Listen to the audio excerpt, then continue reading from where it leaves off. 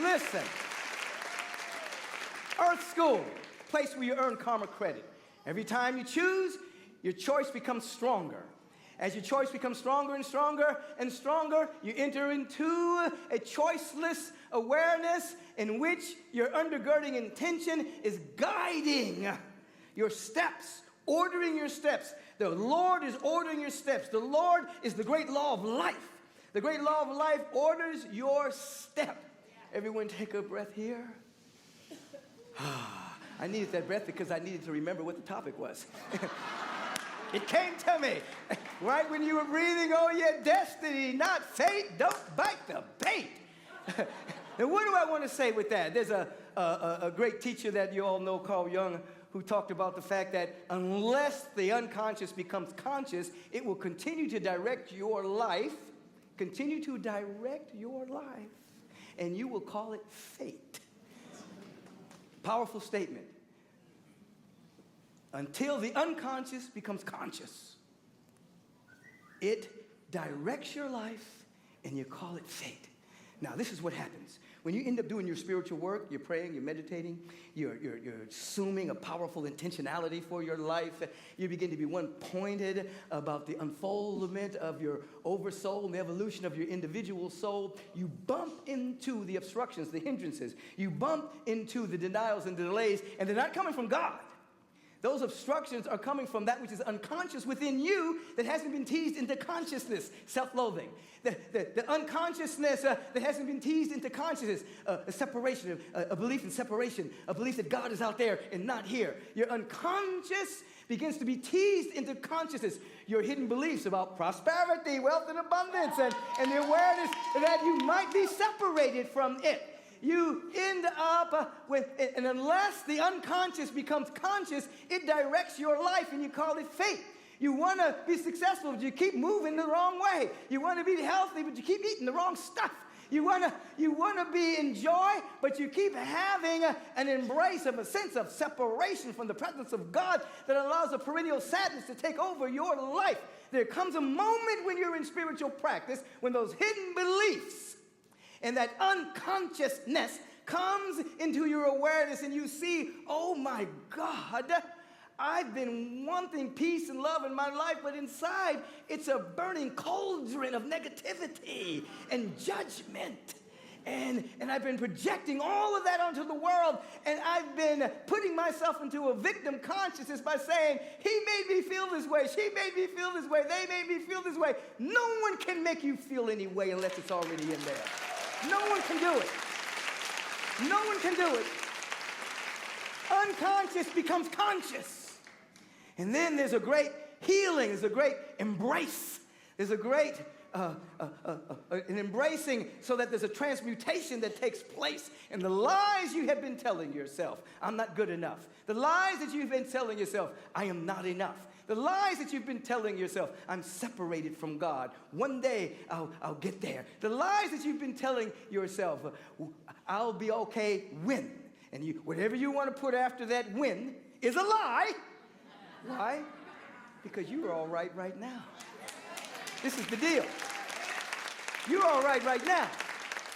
Somewhere along the line, you have to embrace yourself and say, I'm all right. I'm not all right when this thing happens.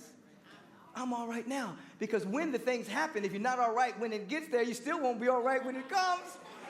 You just use it as a doormat and cosmetic and get more stuff to cover up the feeling of not being all right.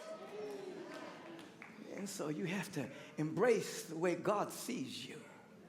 I'm all right already. I'm all right now. The presence of God recreated itself after its own image and likeness, named itself me.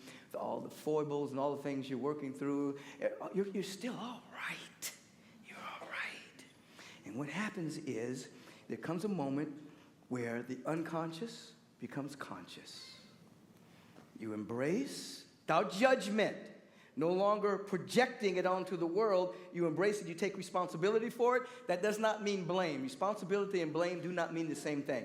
You take responsibility, you embrace, you heal, you become more yourself, a greater expression of the real you.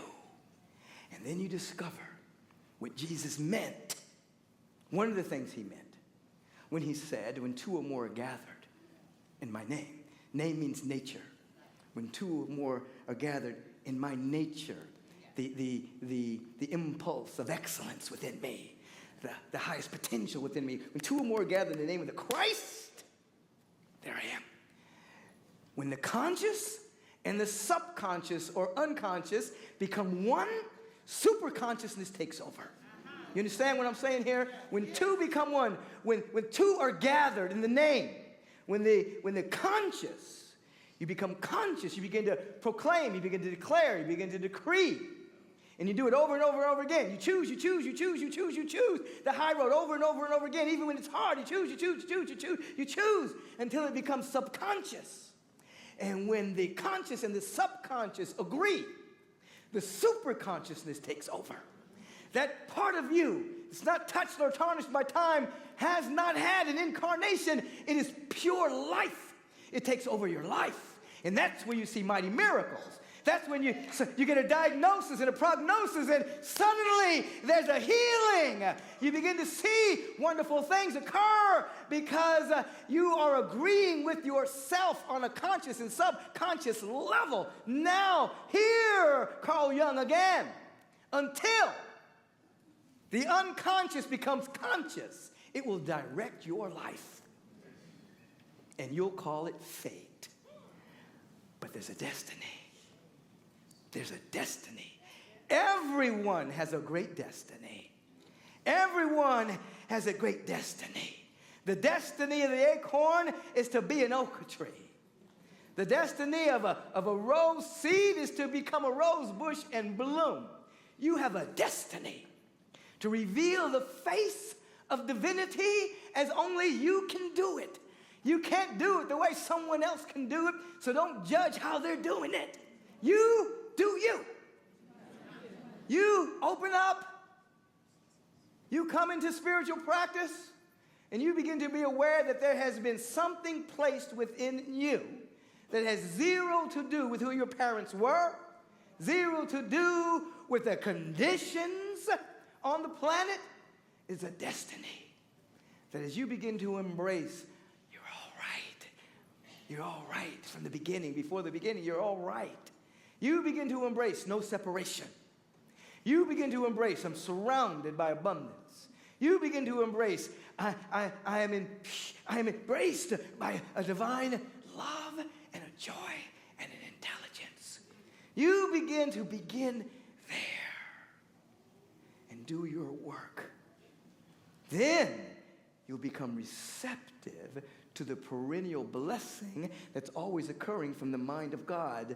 So when you won't go into, please God, give me this. Instead it'll be, I'm up-leveling everything that I can receive what's already been given. I'm up-leveling my consciousness. Because as I said earlier, if you would go to the presence and say, all the stuff you're asking for, you know, and if you only can carry 30 watts, and you're asking for the kind of wattage for one of those big searchlights, you will explode. And so the presence is saying, you're not ready. You got to up-level your awareness a little bit. You got to get those subtle bodies in alignment.